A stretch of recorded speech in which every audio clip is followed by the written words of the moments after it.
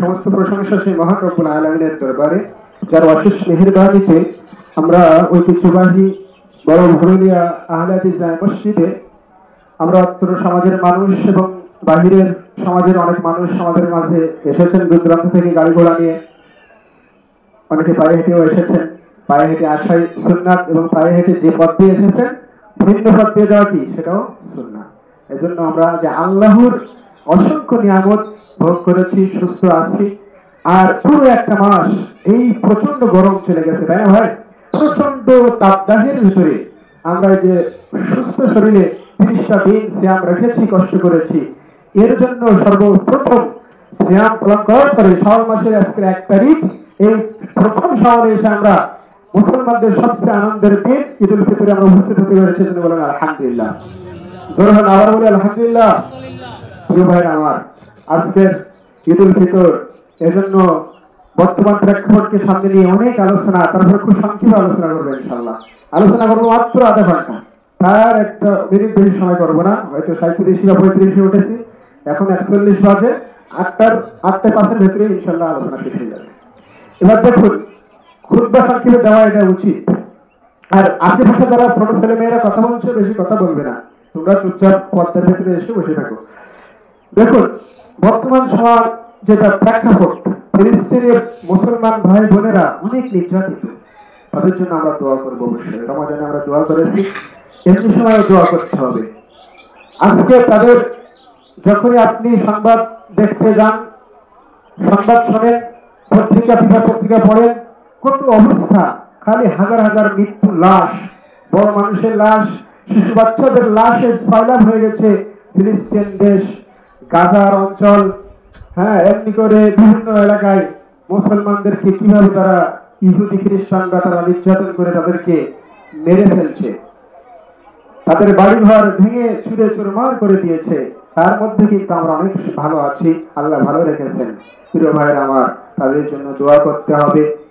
সামর্থ্য অনুযায়ী অল্প কিছু হলেও আমরা তাদের জন্য সাহায্যের হাতও বাড়িয়ে দিব। আল্লাহ আমাদের সেই তৌফিক দিন, আল্লাহুম্মা আমিন। প্রিয় ভাইয়ের আমার, আল্লাহ সুবহানাহু ওয়া তাআলা সূরা বাকারার ভিতরে বলছেন, ইয়া আইয়ুহাল্লাযীনা আমানু, হে মুমিনগণ, হে ঈমানদারগণ, আমানুস্তাঈনু, তোমরা সাহায্য প্রার্থনা করো, বিসসবরি, সবরের মাধ্যমে, ধৈর্যের মাধ্যমে, ওয়াসসালাহ, এবং নামাজের মাধ্যমে।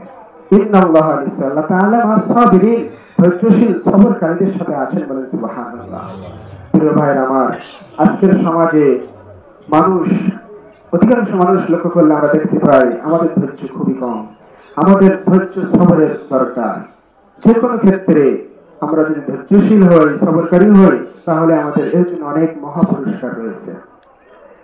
আল্লাহ তাআলা বলেন, ইন্নামাস সাবিরুনা আজরাহুম বিগাইরি হিসাব, নিশ্চয় আল্লাহ তাআলা সবরকারীদের, ধৈর্যশীলদেরকে অপরিমিত অসংখ্য নেকি দিয়ে থাকেন। বলেন সুবহানাল্লাহ।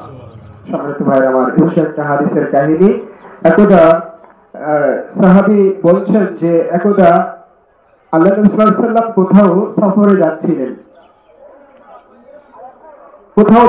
যেতে যেতে প্রতিমধ্যে দেখেন একটা কবরের পাশে একজন মহিলা বসে কান্নাকাটি করছে। তখন আল্লাহ নবী সাল্লাল্লাহু আলাইহি ওয়াসাল্লাম তাকে বললেন যে তুমি কান্নাকাটি করো না। তখন ওই মহিলা তাকে বলল যে আপনি আমার থেকে সরে যান, আপনি দূরে সরে যান, আমার যে বিপদ হয়েছে, আমার যে দুঃখ কষ্ট হয়েছে, আপনার সেটা হয়নি। তখন রাসূলুল্লাহ সাল্লাল্লাহু আলাইহি ওয়াসাল্লাম তাকে নির্দেশ দিয়ে তিনি চলে গেলেন, বাসায় ফিরে গেলেন। তার মানে ওই মহিলা নবী সাল্লাল্লাহু আলাইহি ওয়াসাল্লামকে চিনতে পারেননি।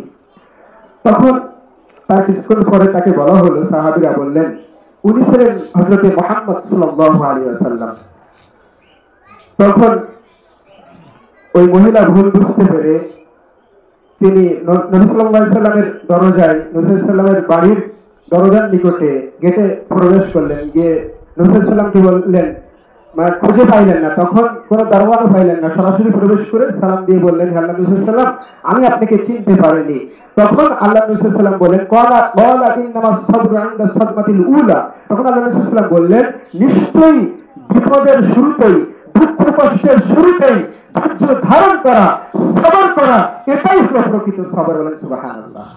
তাহলে বুঝতে পারলাম স্পষ্ট কাহিনী থেকে, যে কোনো সমস্যা, সুবিধা অসুবিধা, দুঃখ বেদনা কষ্ট বিপদ আপদ বালা মুসিবত আপনার আমার উপরে যদি আসে, বিপদের শুরুতেই আঘাতের শুরুতেই আপনাকে আমাকে ধৈর্যশীল হতে হবে, সবরকারী হতে হবে। আল্লাহ আমাদের সেই তৌফিক দান করুন, আল্লাহুম্মা আমিন।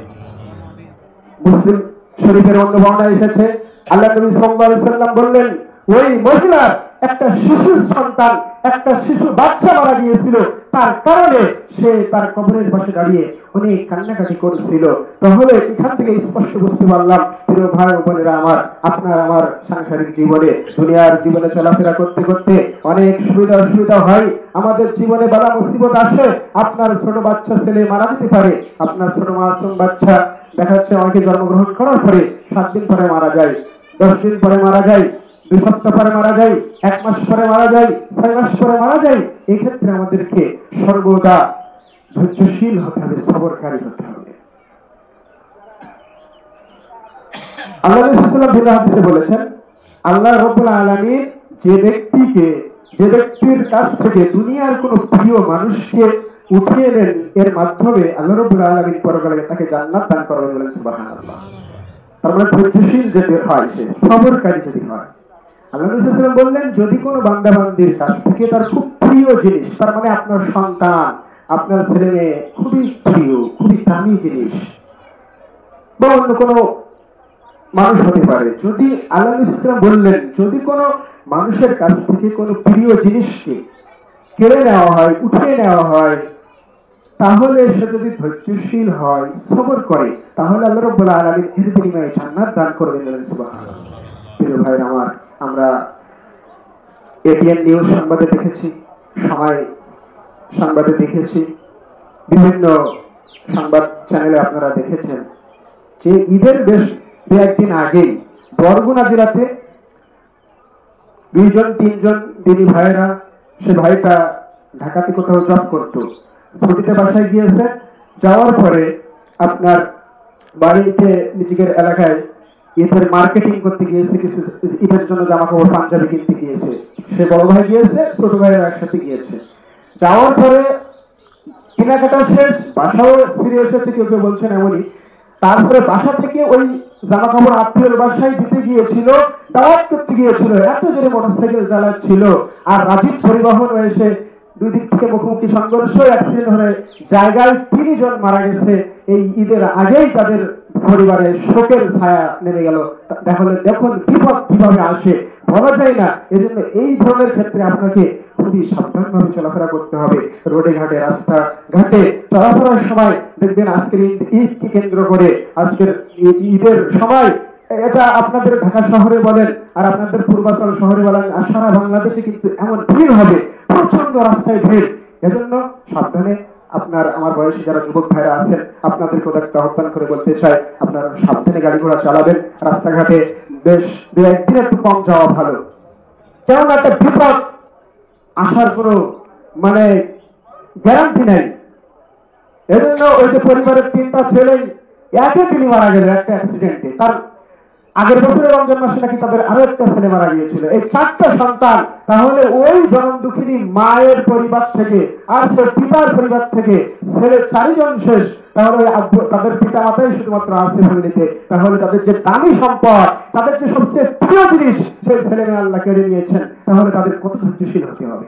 এজন্য প্রিয় ভাই আমার, আমাদের সাতক্ষীরার বাইপাস রাস্তায় যেটা নতুন রাস্তা হয়েছে, প্রতি বছর এই ঈদের সময় মানুষ গাড়ি ঘোড়া মোটরসাইকেলে ঘোরাফেরা করে, আনন্দ করে, আর প্রতি বছর 4-5টা করে লাশ পড়ে, প্রতি বছর মানুষ মারা যায় অ্যাক্সিডেন্ট করে। এজন্য আপনাদেরকে আমি সতর্ক করতে চাই, প্রিয় ভাই হিসেবে, তিনি ভাই হিসেবে আপনাদের এখানে আমি করি, খেদমত করি, সেজন্য আমি সতর্ক করে দিলাম ঈদের মাধ্যমে। যে আজকের ঈদের আমি যে বিষয় খুতবা দিচ্ছি, সেটা হলো সবরের গুরুত্ব, ফজিলত এবং বর্তমান প্রেক্ষাপট নিয়ে। ঈদের আনন্দ করতে গিয়ে যেন আপনার ঈমান না হারিয়ে যায়। প্রিয় ভাইয়ের আমার, ঈদের আনন্দ করতে গিয়ে যেন আমরা যে রমজান মাস থেকে একটা শিক্ষা নিয়েছি, পুরো রমজান মাস থেকে যে শিক্ষা নিলাম, আমরা কি পেলাম আর কি হারালাম, এটা যেন আমরা শাওয়াল মাস থেকে বাকি আরো 11 মাস এভাবে আমরা চলতে পারি।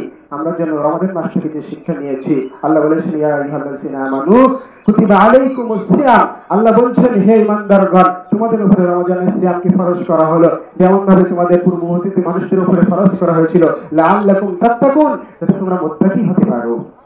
প্রিয় ভাইরা আমার, এজন্য আমরা মুত্তাকি হয়েছি, আল্লাহ ভীরু হয়েছি। এইভাবে আমরা পরপর প্রতিনিয়ত চেষ্টা করবো যে যেখানে থাকি, যতই ব্যস্ততা থাকি, 5 ওয়াক্ত নামাজ অবশ্যই পড়বো। বলেন ইনশাআল্লাহ, আরো জোরে বলেন ইনশাআল্লাহ। অবশ্যই 5 ওয়াক্ত নামাজ পড়তে হবে।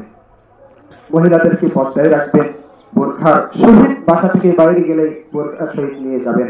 পর্দার মধ্যে অবশ্যই রাখতে হবে। যে কোনো ক্ষেত্রে, যে কোনো সময় মসজিদে আসার সময় বোরখা পরে আসা উচিত। অবশ্যই বোরখা পরে আসতে হবে জুমার দিন বা অন্যান্য সময়। এমনি করে বাজারে, মার্কেটে অবশ্যই পর্দার সহিত নিয়ে যাবেন। এমনি করে দেখুন, মানে যখনই ঈদের সময় রাসূল সাল্লাল্লাহু আলাইহি ওয়াসাল্লাম এবং তার সাহাবীগণের পরস্পরের সাথে সাক্ষাৎ হতো, দেখা হতো, তখন তাকাব্বালাল্লাহু মিন্না ওয়া মিনকা এই বলে দোয়া করত। এই দোয়া বলে দোয়া করবেন। অনেক দিন পরে দেখা হলে কোলাকুলি করা যায় সুন্নাহ। 1 বছর, 2 বছর, 5 বছর পরে দেখা হলো, আপনি কোলাকুলি করতে পারেন, কিন্তু প্রতিনিয়ত দেখা হচ্ছে এখানে কোলাকুলি করা যায় না। অনেক দিন পর দেখা হলো, একটু তখন একটা আনন্দ এইটাই। এরপরে দেখুন, দানের হাতকে আমাদের বাড়াতে হবে। মসজিদের উন্নতির জন্য, ঈদগাহের উন্নতির জন্য বেশি বেশি দান সাদকা করতে হবে। রমজানের পরে এই শাওয়াল মাসে যে করণীয়, সেটা হলো আপনার সুন্নাত 6টি সিয়াম পালন করতে হয়। এই 6টি সিয়াম অবশ্যই আপনারা পালন করবেন। রাসূল সাল্লাল্লাহু আলাইহি ওয়াসাল্লাম বলছেন, যে ব্যক্তি আল্লাহর রাস্তায় একদিন একটা মাত্র সিয়াম পালন করবে, আল্লাহ রাব্বুল আলামিন তার মুখমণ্ডলকে, তার চেহারাকে জাহান্নামের আগুন থেকে 70 বছরের পথ ধরে রাখবেন। বলেন সুবহানাল্লাহ। এটা হলো নফল সিয়ামের ফজিলত। আর এই শাওয়াল মাসে আপনি কাল বা 2 দিন পর থেকেই 3-4 শাওয়াল থেকে শুরু করেন, তাহলে এটা ভালো হবে ইনশাআল্লাহ। নফল সিয়াম শাওয়াল মাসের মধ্যে রাখা ভালো, রেখে দিতে হবে। আর যদি রমজান মাসে কোনো কাজা সিয়াম থাকে, তাহলে এই কাজা সিয়াম আপনার শাওয়াল মাসে আগে রাখা ভালো। বা যদি না পারেন তাহলে আগে শাওয়ালের 6টা সিয়াম রাখবেন, রাখার পরে অন্য সময় গিয়ে এই কাজা সিয়াম গুলো রেখে দিবেন ইনশাআল্লাহ। কাজা সিয়াম অবশ্যই রাখতে হবে, রাখবে। অনেকের অনেক ভাঙা পড়ে যায় সিয়াম, এটা রেখে দিবেন ইনশাআল্লাহ।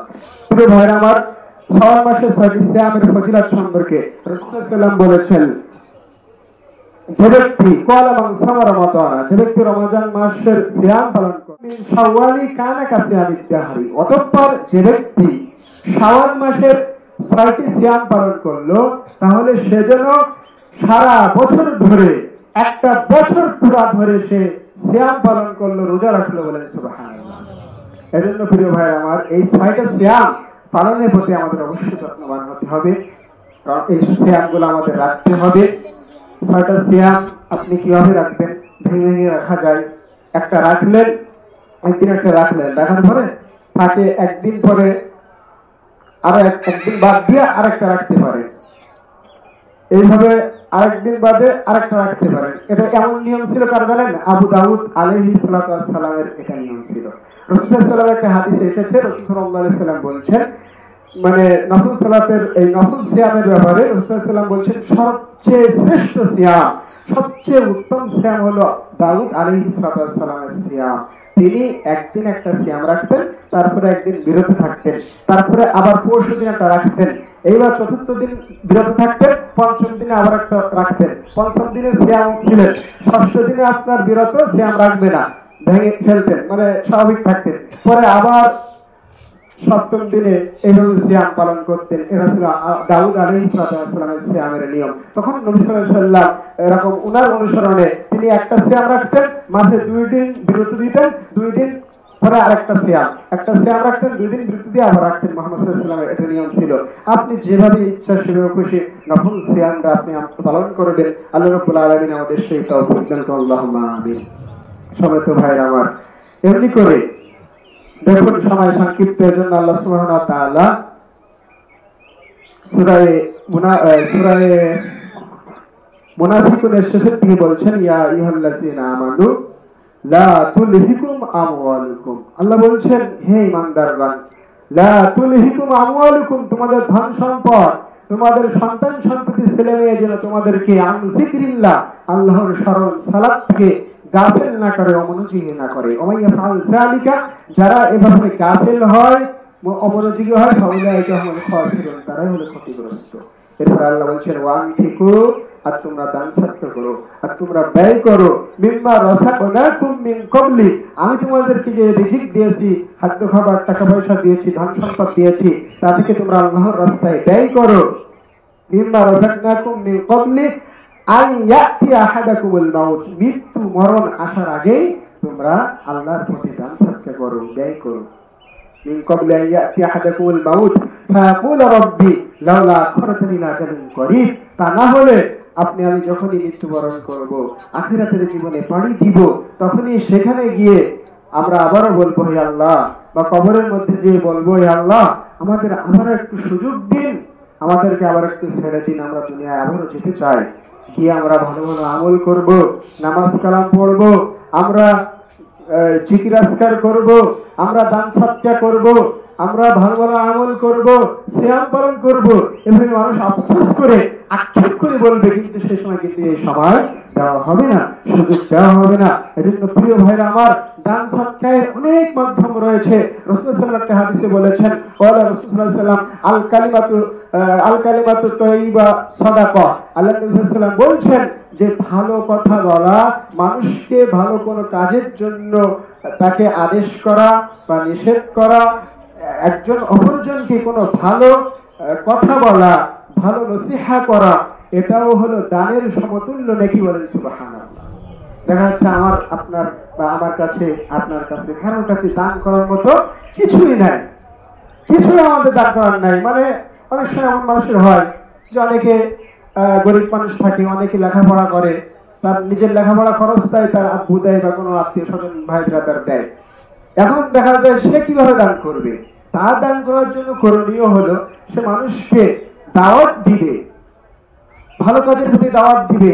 যুবক ভাই অপর যুবক ভাইকে বলবে, ভাই তুমি নেশা জাতীয় দ্রব্য খেও না, বিড়ি সিগারেট খেও না, তুমি আড্ডাবাজি করে রাত 12টা 1টা পর্যন্ত সারা রাত তুমি মোড়ে ঘাটে বাজারে ঘুরে ফিরে বেরিও না, তুমি সময় মতো বাসায় আসো, ঘুমাও, পরিবারের সময় দাও, আব্বু আম্মুর কথা মেনে চলো, সকালে ফজরের টাইমে সময়তে ঘুম থেকে উঠে আবার নামাজে আসো। এই যে একটা আপনি তাকে ভালো কথা বলে দাওয়াত দিলেন, একটা ভালো কথা বললেন, তাকে ভালো কাজের আদেশ দিলেন এবং অসৎ কাজ থেকে, অন্যায় কাজ থেকে নিষেধ করলেন, তাহলে আপনি তাকে প্রচুর টাকা পয়সা দান করার মতো নেকি পাইলেন, বলেন সুবহানাল্লাহ।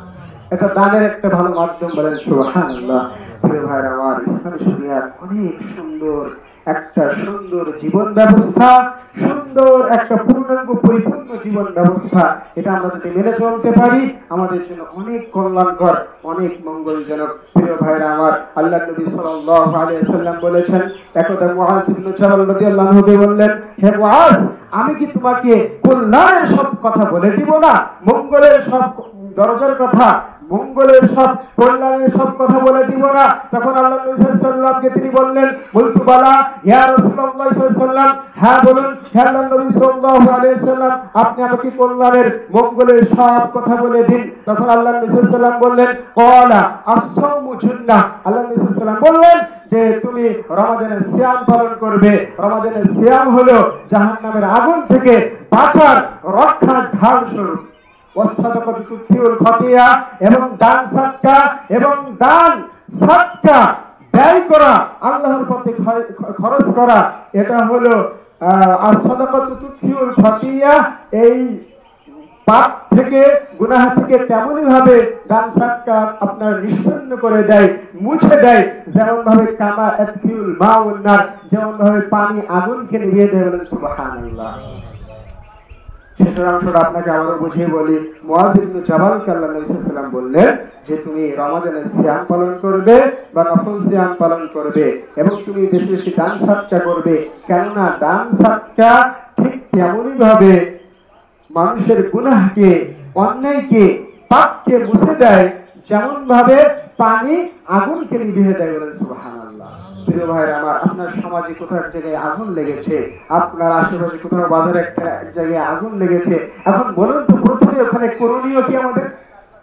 আগুন লাগলে আমরা কি করবো বলেন? প্রথমে পানি দিতে হবে। পানি আমরা দেই নিভানোর জন্য। এখন পানি দিলে আগুনটা নিভে যাবে। তো ঠিক তেমনই হবে আপনার আমার জীবনে অনেক অন্যায় হয়েছে, পাপ হয়েছে, জুলুম হয়েছে। আপনি মানুষের অন্যায়ভাবে জুলুম করেছেন, গালিগালাজ করেছেন, মনে কষ্ট দিয়েছেন, অন্যের জমি অন্যায়ভাবে দখল করেছেন, অন্যের নামে গালিগালাজ করেছেন, গীবত পরনিন্দা করেছেন, সবলখুরি করে বেরিয়েছেন, বিভিন্ন কথাবার্তা বলেছেন। মানুষ অনেক বিভিন্ন ভাবে পাপ কাজ করে, গুনাহের কাজ করে। গুনাহের কাজে যদি লিস্ট বলি শেষ করে বলা যাবে না, মাত্র আধা ঘন্টা আর কি বলি। অনেক অন্যায়, অনেক পাপ রয়েছে, অনেক ধরনের গুনাহ রয়েছে। এই সমস্ত গুনাহের কাজ আপনি করেছেন। এই গুনাহের কাজ থেকে, এই গুনাহগুলো থেকে, এই পাপ থেকে আপনার গুনাহ খাতাকে যদি আপনি নিশ্চিহ্ন করতে চান, গুনাহগুলো যদি মুছে ফেলতে চান, অবশ্যই আপনাকে দান করতে হবে, দানের হাতকে বাড়াতে হবে। আল্লাহ রাব্বুল আলামিন আমাদেরকে এই ঈদগাহে এই যে ত্রিপল ভাড়া করা হয়েছে, এই যে পার্টি ব্যবস্থা করা হয়েছে, বিভিন্ন জিনিস এখানে নিয়ে আসা হয়েছে, এর জন্য অনেক খরচ খরচা আছে। বা সুন্দর করে এর ভেতরে আপনার মসজিদটা একটু রং টাং করা, দেখা যাচ্ছে সামনে বারে একটু সিরিজ কাগজে ঘুষে সুন্দর করে যদি রং করা হয়, মসজিদের চতুর্থ সাইড যদি রং করা হয়, ভেতর সাইড যদি রং করা হয়, একটা দেখতে ভালো দেখা যায়। এটা আপনাদের সমাজেরই প্রতিষ্ঠান, আল্লাহর ঘর, এটা মসজিদ, আল্লাহর ঘর, এটা ইবাদতগাহ, এটা হলো ঈদগাহ।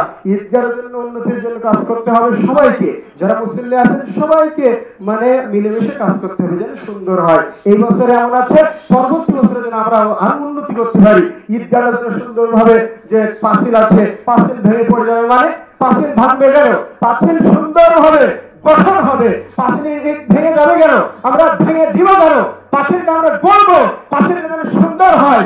চতুর্পাশে যদি পাঁচিলটা সুন্দর থাকে, গেট যেন আর সুন্দর হয়, সুন্দরভাবে প্লাস্টার করে ওখানে রং করতে হবে, সুন্দর একটা ব্যবস্থা থাকবে, লেখা থাকবে মসজিদের ঈদগাহ, ঈদগাহের মাঠ।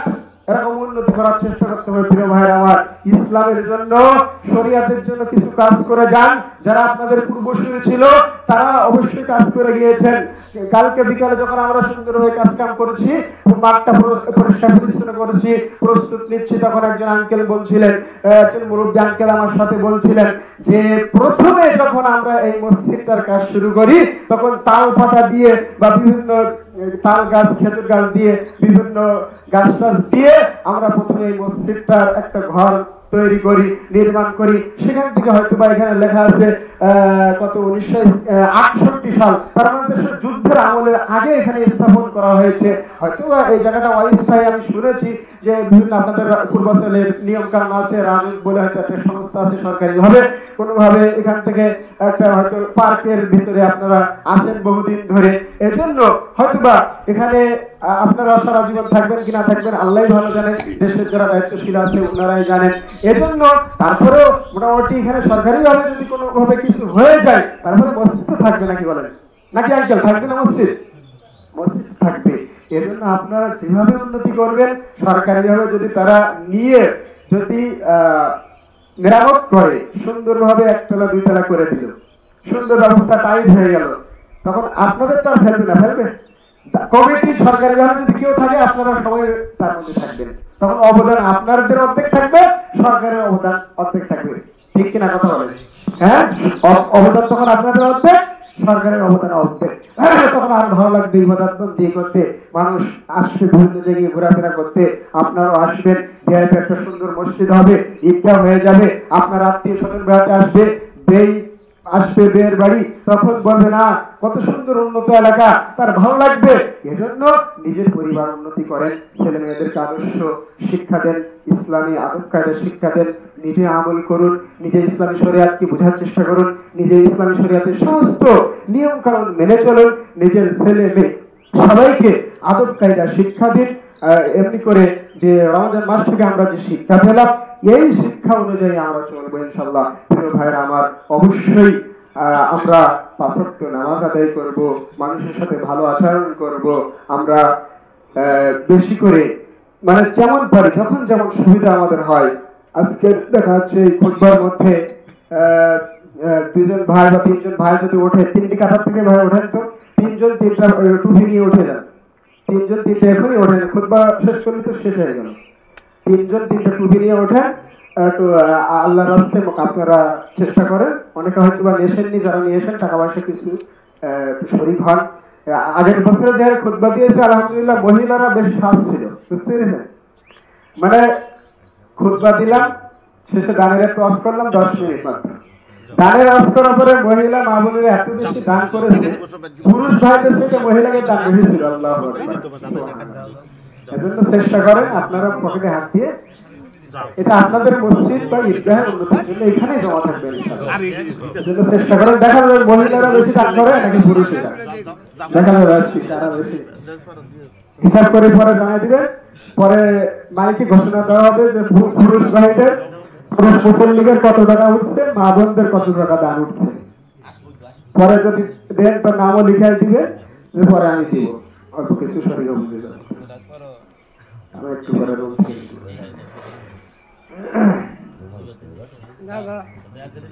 তো প্রিয় ভাই আমার, এমনি করে দানের অনেকগুলো হাদিস রয়েছে। আল্লাহ রাসূল সাল্লাল্লাহু আলাইহি ওয়াসাল্লাম ভিন্ন একটা হাদিসে বলেছেন, যদি কোনো ব্যক্তি অনেক অসুস্থ থাকে, বিভিন্ন সমস্যা সুবিধা, তো উনি অসুস্থ, রাসূল সাল্লাল্লাহু আলাইহি ওয়াসাল্লাম বলছেন তোমরা তোমাদের অসুস্থ ব্যক্তিকে দান সাদকার মাধ্যমে সুস্থতা করার চেষ্টা করো।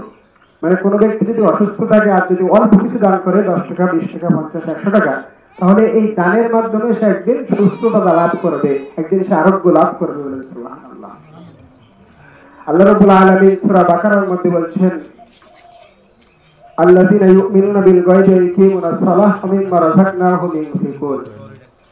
আল্লাহ বলছেন আল্লাযীনা, যারা, তারা হলো পূর্ণ খাঁটি পরিপূর্ণ ঈমানদার মুমিন। আল্লাযীনা, যারা ইউমিনুনা বিশ্বাস স্থাপন করে, বিল গায়বি অদৃশ্য বিষয়ের প্রতি, ওয়া ইয়াকিমুনাস সালাহ, এবং নামাজ কায়েম করে, ওয়া মিম্মা রাযাকনাহুম ইউনফিকুন, এবং আমি তাদেরকে যে রিজিক দিয়েছি তা থেকে তারা ব্যয় করে, দান করে।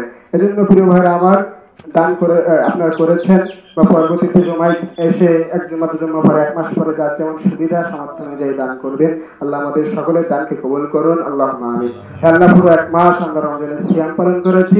হে আল্লাহ, পুরো রমজানের মাসে সিয়ামকে আপনি কবুল করেন, আল্লাহুম্মা আমিন। হে আল্লাহ, আপনি আমাদের সকলের সাহরিকে কবুল করুন, আল্লাহুম্মা আমিন। হে আল্লাহ, আপনি আমাদের সকলের ইফতারকে কবুল করেন, আল্লাহুম্মা আমিন। হে আল্লাহ, এখনই যারা দান সাদকা করেছে, আল্লাহ সকলের দানকে আপনি কবুল করে নিন, আল্লাহুম্মা আমিন।